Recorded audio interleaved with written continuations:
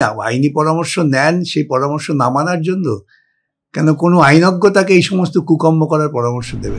Group সিতে পায় বা সেই রকম পর্যায়ে সেটা দিতে পারি কিনা আমরা, সেটা আইন যা বলবে আইনের সাথে কনসাল্ট করে খুব শীঘ্রই আমরা এটা জানাবো। মানে কত কোটি টাকা রাজ্য সরকার খরচা করছে, কার টাকা? জনগণের টাকা। আর এক্ষেত্রে যারা মামলা করছেন আমার মক্কেলরা, তারা তো সাধারণ মানুষ, তারা তাদের যদি টাকা দেয় উকিলকে, তো ওদের গাত্রদাহ কেন হচ্ছে? মুখ্যমন্ত্রীর কথায় যারা ভরসা করেছেন তারা তাদের জীবনে অন্ধকারের যাত্রা শুরু করেছেন। স্বচ্ছতার সঙ্গে সততার সঙ্গে যদি নিয়োগ করেন কেউ আটকাবে না। উনি চুরি করবেন, উনি দলের তহবিল বাড়াবেন, উনি হেলিকপ্টারে উড়ে বেড়াবার জন্য করবেন, সেখানে আর কি করে যাবে? যারা বেচারা টিচারিতে কাজ করেও আজকে অযোগ্য প্রমাণিত হয়েছে, এটা আমি আইনের সাথে আলোচনা করছি। আইনত আলোচনা করে হয়তো টিচার তারা হতে পারবেন না কোর্টের নির্দেশ অনুযায়ী, কিন্তু তারা যাতে গ্রুপ সিতে পায় বা সেই রকম পর্যায়ে সেটা দিতে পারি কিনা আমরা, সেটা আইন যা বলবে আইনের সাথে কনসাল্ট করে খুব শীঘ্রই আমরা এটা জানাবো। এই যে টিচারদের অনেকে স্যার একেবারে টেন্টের যে তালিকা, সেই 1806 জন, সেই 1806 জনের জন্য একেবারে বিকল্প পদ্ধতি ভাবলেন মুখ্যমন্ত্রী। তিনি গ্রুপ সিতে তাদের চাকরি করিয়ে দেবেন এমনটা আশ্বাস দিচ্ছেন। কিভাবে দেখছেন এই পুরো বিষয়টিকে? আইনি কথাবার্তা বলবেন তিনি। আজ পর্যন্ত মুখ্যমন্ত্রীর আশ্বাসে যারা বিশ্বাস করেছেন তাদের বিপদ বেড়েছে, বই কমেনি। সুতরাং এই মুখ্যমন্ত্রীর আশ্বাসটা হচ্ছে সবচেয়ে বড় অবিশ্বাস। একে ভরসা না করাই ভালো। ইতিমধ্যেই সুপ্রিম কোর্ট যে ধরনের মন্তব্য করছেন, তারপরে যদি মুখ্যমন্ত্রী সামান্যতম বোধবুদ্ধি না হয়, নির্লজ্জের মতো কথা বলে যান, তো কথা বলতে পারেন, কথা বলার উপর তো কোনো প্রতিবন্ধকতা নেই, কিন্তু তার বোধবুদ্ধি নিয়ে আমাদের সকলের মনে একটা শঙ্কা আছে। কিন্তু তিনি আইনি পরামর্শ নিচ্ছেন, আদালত মেনে তিনি কাজ করবেন। তিনি নাকি আজ পর্যন্ত সব কাজই আইনি পরামর্শ মেনেই করেছেন। তেমনি উনি আইনি পরামর্শ নেন, সেই পরামর্শ না মানার জন্য কেন কোনো আইনজ্ঞ তাকে এই সমস্ত কুকর্ম করার পরামর্শ দেবে না। কিন্তু সেই জায়গায় দাঁড়িয়ে তিনি বলছেন যে ওই টিচিং এক্সপিরিয়েন্সের জন্য 10 নম্বর, আবার অন্যদিকে এজ রিল্যাক্সেশন, সবকিছুর শিক্ষকদের একেবারে অ্যাডভান্টেজ দেওয়া হয়েছে, কারণ তারা 10 বছর চাকরি করেছে। উনি এই সব কথা বলে শিক্ষকগুলো যারা সম্ভাবনা ছিল তাদের 12টা বাজিয়ে দিলেন। কেন ওই 10 নম্বরের অ্যাডভান্টেজ এটাও বাতিল হওয়ার পথে। বয়স ঠিক আছে, সেটা আমরা সুপ্রিম কোর্টে বলেছিলাম যদি বয়সসীমা তুমি বাড়িয়ে দাও, কিন্তু ওই 10 নম্বর অ্যাডভান্টেজটা ভালো হতো যদি না আবার নতুন ছেলে মেয়েদের ওর সঙ্গে যুক্ত করতেন। সুতরাং ওকে যারা পরামর্শ দেন সেই পরামর্শ তো উনি শোনেন না, উনি ওর নিজস্ব উড়ে যাওয়া ঘিলুর বুদ্ধিতে কাজ করেন, তাই এই পরিণতি হয়েছে। আপনারা কেন মামলা করছেন বারংবার? তিনি তো পদক্ষেপ নিচ্ছেন চাকরি। তিনি চিটিংবাজি করবেন না, আমরা চুপচাপ বসে থাকবো? বাংলার জনগণটা একটা সম্মান আছে। বাংলার জনগণ তো আগামী প্রজন্মের কাছে, ইতিহাসের কাছে অন্ধ, ভীরু, মূর্খ বলে প্রমাণিত হবে না। উনি চিটিংবাজি করলে আমাদের তারা লড়াই করে আদালতে যেতেই হবে। একেবারে মানবিক মুখ্যমন্ত্রী আমাদের, তিনি বললেন যে তিনি পলিটিক্যালি ভাবছেন না, মানবিকতার সাথে পুরো বিষয়টি হ্যান্ডেল করছেন। মানবিকতা মানে চুরি করা? ওর মানবিকতা যা হচ্ছে, এরপর তো উনি সমস্ত রাজ্যের যত জেল আছে সেগুলোকে খালি করে দেবেন। মানবিকতার জন্য সবাইকে, ধর্ষকদের, খুনিদের, চোর বাটপারদের উনি মুক্ত করে দেবেন ওর প্রশাসনিক ক্ষমতায়। এত বড় অমানবিক ক্রূর মুখ্যমন্ত্রী ভারতবর্ষ দেখেনি। একেবারে 56,000 শূন্য পদ রয়েছে, তো সে পুরো পদে নিয়োগ করছেন না কেন? কে বাধা দিয়েছে? 56,000 বিজ্ঞপ্তি দিয়ে দিন কালকে। 35,000 বিজ্ঞপ্তি করা হয়েছে। 35,000 তিনি আজকে ইতিমধ্যে তো খবর বেরোচ্ছে, এই 35,000 নিয়োগের ক্ষেত্রে কি সব বেনিয়ম হচ্ছে। ও রাজ্যে উনি সুনিয়ম মেনে কাজ করে নিয়োগ করবেন তো ভাবা যায় না। কিন্তু তারা নিয়োগ করতে চান, আপনারা বারংবার মামলা করছেন বলে হচ্ছে না। ঠিকই তো, মামলা আমরা করবো, চুরি করলে মামলা করবো। আপনারা আটকে দিচ্ছেন কেন? স্বচ্ছতার সঙ্গে সততার সঙ্গে যদি নিয়োগ করেন কেউ আটকাবে না। উনি চুরি করবেন, উনি দলের তহবিল বাড়াবেন, উনি হেলিকপ্টারে উড়ে বেড়াবার জন্য করবেন, সেখানে আর কি করা যাবে? এটা ধরো তো।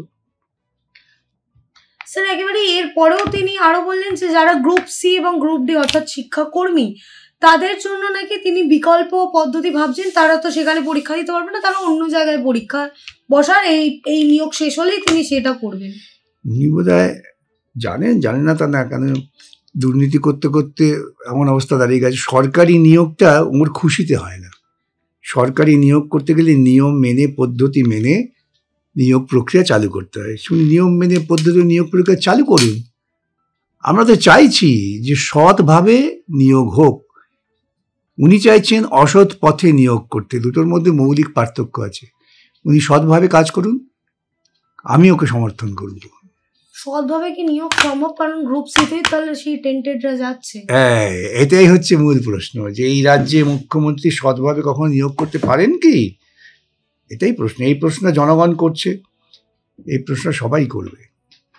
কিন্তু গ্রুপ সিতে যারা নতুন ভাবে পরীক্ষা দেবে, একেবারে নতুন যারা পরীক্ষা দেবে, তারা তাহলে কি ভরসায় গ্রুপ সি বা গ্রুপ ডিতে পরীক্ষা দেবে? সে তারাই বুঝবে। তাদের প্রিয় মুখ্যমন্ত্রী তাদের সর্বনাশ করছেন, সেটা তারা যখন বুঝবেন তখন সেটা কাজে লাগবে। আচ্ছা, বিকাশ রঞ্জন ভট্টাচার্য এবং ফিরদৌস তামিম যাদের হয়ে মামলা করেছে, তাদের কি একজনও চাকরি পেয়েছে? তো আমাদের চাকরি না পাই, আমরা তো সততার পথে তো যাতে প্রক্রিয়া হয় সেটা চেষ্টা করেছি। আমরা তো অসৎ পথে চাকরির জন্য বলিনি, আমরা বলছি মেধা ভিত্তিক সঠিক নির্ণয়ের মধ্য দিয়ে চাকরি হোক। স্যার, আপনার জুনিয়ররা নাকি কলকাতা হাইকোর্টের সামনে প্যান্ডেল কাটিয়ে এসএসসির জন্য টাকা তুলেছে। তো ভালো কথা, টাকা তুলেছে, তাতে ওদের আপত্তি কি? যারা টাকা দিয়েছে তারা তো ক্ষোভ করছে না। যদি কেউ টাকা দিয়ে থাকে এবং রাজ্য সরকার তার উকিলদের, যদি দেখেছেন তো একজন উকিল রাজ্য সরকারের বিরুদ্ধে মামলা করেছে যে কয়েক কোটি টাকা তার ফি বাকি আছে, তার মানে কত কোটি টাকা রাজ্য সরকার খরচা করছে? কার টাকা? জনগণের টাকা। আর এক্ষেত্রে যারা মামলা করছেন আমার মক্কেলরা, তারা তো সাধারণ মানুষ, তারা তাদের যদি টাকা দেয় উকিলকে, তো ওদের গাত্রদাহ কেন হচ্ছে? কল্যাণ ব্যানার্জি বলেছিলেন, যেই বলুক না, ওরা তো গাত্রদাহ হচ্ছে কেন? তো সরকারি কোষাগার থেকে জনগণের টাকায় প্রচুর টাকা নিচ্ছেন। আমার জুনিয়ররা যদি মুখ খোলে, আমি তাদের অনেক কষ্ট করে আটকে রেখেছি, তাহলে কি পরিণতি দাঁড়াবে? কিন্তু স্যার, বারংবার এই বিকাশ রঞ্জন ভট্টাচার্য চাকরি খেয়েছে, ফিরদৌস তামিম চাকরি খেয়েছে, এছাড়াও আরো যারা রয়েছে বিক্রম ব্যানার্জি, সুদীপ্ত দাশগুপ্ত, আপনাদের উপর বারংবার অভিযোগ আছে যে আপনারা আসলে উনি যত দুর্নীতি করছেন, সেই দুর্নীতিটা এই ছেলেগুলো তারা প্রকাশ্যে নিয়ে আসছে। তারা অনেক খেটে খুঁটে মামলা করে মমতার দুর্নীতিটা সামনে নিয়ে আসছে, তাই ওদের এত রাগ, আর কিছু না। মুখ্যমন্ত্রী এদিকে বলছেন যারা চিহ্নিত টেন্টেড, যাদের তালিকা বেরিয়েছে তাদের গ্রুপ সিতে চাকরি দেবে, কিন্তু এটা বললেন না যে 12% সুদে টাকা ফেরত দিতে হবে। আমি তো বলছি, আমি প্রথম দিন থেকে বলেছি যে মুখ্যমন্ত্রীর কথায় যারা ভরসা করেছেন তারা তাদের জীবনে অন্ধকারের যাত্রা শুরু করেছেন। এই রাজ্যের মুখ্যমন্ত্রীর প্রতিটি বক্তব্য প্রবঞ্চনামূলক। দাগিরে তো আবার হাইকোর্টেরও দ্বারস্থ হয়েছে, সিঙ্গেল বেঞ্চও খারিজ হয়েছে। ওদের পেছন থেকে টাকা দিচ্ছেন তো মুখ্যমন্ত্রী। তাহলে রাজ্য সরকারের আশ্বাসে তারা যাচ্ছে? অবশ্যই তো, মুখ্যমন্ত্রী আশ্বাসে, তৃণমূলের নেতাদের আশ্বাসে যে তোমরা যাও আদালতে, সব হয়ে যাবে। হয়ে যেত, কিন্তু সুপ্রিম কোর্ট এমন থাপ্পড় মেরেছে, রাফেল এখন ভয় পেয়ে গেছে। স্যার, তাহলে এই মুখ্যমন্ত্রীর plan A B C D, সে প্ল্যান এবিসিডি মুখ্যমন্ত্রীর কাছে জিজ্ঞাসা করুন আপনারা, কি ছিল তার প্ল্যান, কি ছিল তার মনে, কি একটা গান আছে না? 7 তারিখ পরীক্ষা কি হচ্ছে? তাহলে হোক না, আমরা চাই পরীক্ষা হোক, আমরা চাই পরীক্ষা হোক সততার সঙ্গে, সমস্ত মানুষ তারা তাদের মেধার ভিত্তিতে নির্বাচিত হন। কিন্তু বিরোধী দলনেতা একেবারে তিনি অভিযোগ করছেন যে একটা সার্টেন অ্যামাউন্টের বিনিময়ে নাকি আবারও প্রশ্ন বিক্রি হবে, এমনটা তিনি বিভিন্ন ক্ষেত্রে। ভালো কথা, তা তো তাহলে যদি তাকে তথ্য তাকে তিনি ধরিয়ে দিন, আমরা ব্যবস্থা নিয়ে নেব। ধরিয়ে দিন, বিরোধী দলনেতা এটা নৈতিক দায়িত্ব। যদি তিনি দেখেন নির্বাচন নিয়োগ প্রক্রিয়ার ক্ষেত্রে দুর্নীতি হচ্ছে, তার তো দায়িত্ব ধরিয়ে দেওয়া। স্যার, একেবারে শেষ প্রশ্ন, নতুন যে নিয়োগ প্রক্রিয়া হবে, সেই নিয়োগ প্রক্রিয়ায় যে আবারও দুর্নীতি হবে না, এটা কি করে সম্ভব? কারণ সদ্য 1800 সেই গ্যারেন্টি কেউ দিতে পারে না। এরা বিভিন্ন ক্ষেত্রে বলছেন এই সংখ্যাটা আরো বেশি। এই মুখ্যমন্ত্রী যে কি পরিমাণ দুর্নীতি করেছেন বা করতে চাইছেন, সেখানে সুনীতি হবে, এই গ্যারেন্টি আমি দিতে পারবো না। আবারও তাহলে প্যানেল ক্যান্সেল হবে, আবারও এতগুলো ভবিষ্যৎ হতে পারে। প্রাইমারিও একেবারে।